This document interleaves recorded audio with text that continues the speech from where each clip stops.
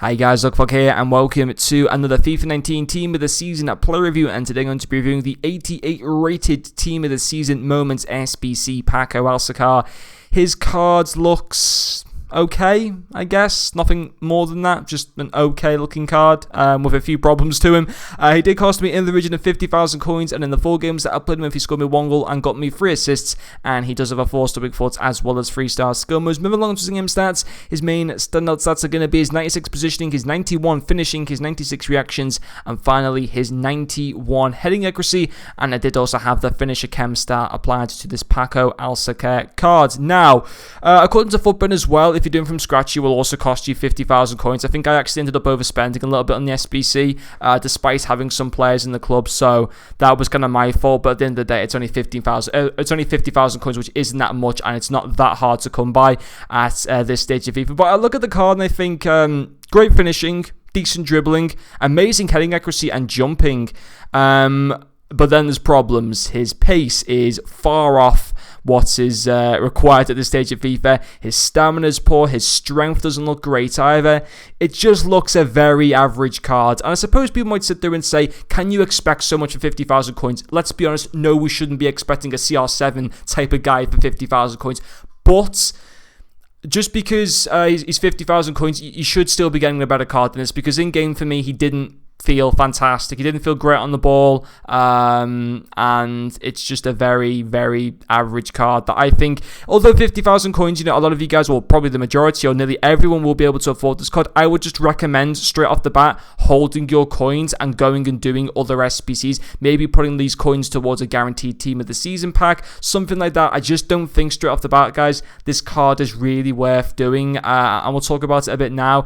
Now, we will talk about the one part I did actually think was kind of good about him, and I have to put it down, is his passing. And people might think this is a stupid thing to put down because his passing doesn't look great. First of all, for a striker, his passing is actually decent. 74 vision and 84 short passing. I didn't increase any of those stats. They just remain as their base stats. But he got me 3 assists in 4 games. He linked up very well with Marco Reus. It was those short, simple passes. And then obviously Marco Reus's Player of the Month card is such a high-quality finisher that most chances that Alcacer would provide, Reus would finish them off or stuff like that. So passing-wise, couldn't fault that. Thought his through balls were pretty decent as well.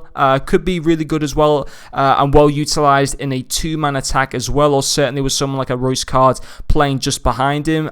So, yeah. Passing-wise, thought he was actually decent, but you're buying a striker, you're not buying him for his passing, you're buying him for his quality of finishing, for his pace and stuff like that, and he lacks in that. Now, one interesting thing is, genuinely you'll see in these clips, I think I hit the woodwork with him 5 times, no joke, and his finishing stats are insane. His positioning and shot power go to 99, his long shots, I think, go to the high 90s, his finishing goes to 96, they are fantastic finishing stats, but I don't know if I was just unlucky, I don't know, but he literally hit the woodwork 4 or 5 times in the games. And then another day we could be sitting here and he might have got me 4 or 5 goals in the 4 games, but he only got me the 1 goal, and for that reason, I can't sit there and put his finishing down as being an issue, because he was always testing the goalkeeper. At least he was hitting the woodwork, so he was always close and stuff like that. So I'm not going to put down his finishing as a major issue to him, but I think it was just a bit of, it was just unlucky that the ball just wouldn't go in the back of the net. And the 1 goal he did score for me was a tap-in, but at the same time, he was in the position to at least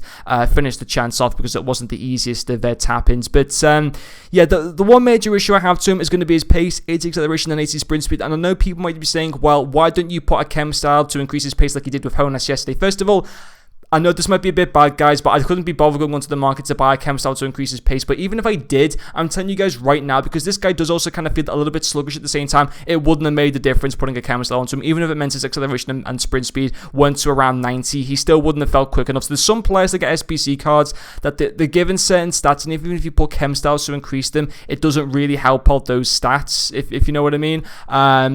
There's no way at any point this guy would feel like a quick card, in my personal opinion. He's way too slow, and you got that 76 stamina, which actually I didn't really notice to be that much of an issue, just because I wasn't doing a lot of running with him, because I always knew his pace was so bad. But also, typically, although stamina is important for a striker, it's not as important as like a winger or a fullback or anything like that, but it's still important, obviously. And obviously his strength as well wasn't great, wasn't terrible at the same time, could have put up a bit of a fight, but his strength going into the low 80s there, not good enough again for this stage of FIFA. Didn't feel the most smoothest on the ball either, felt a little bit clunky at times, didn't feel terrible as dribbling or anything like that, but it's far from decent.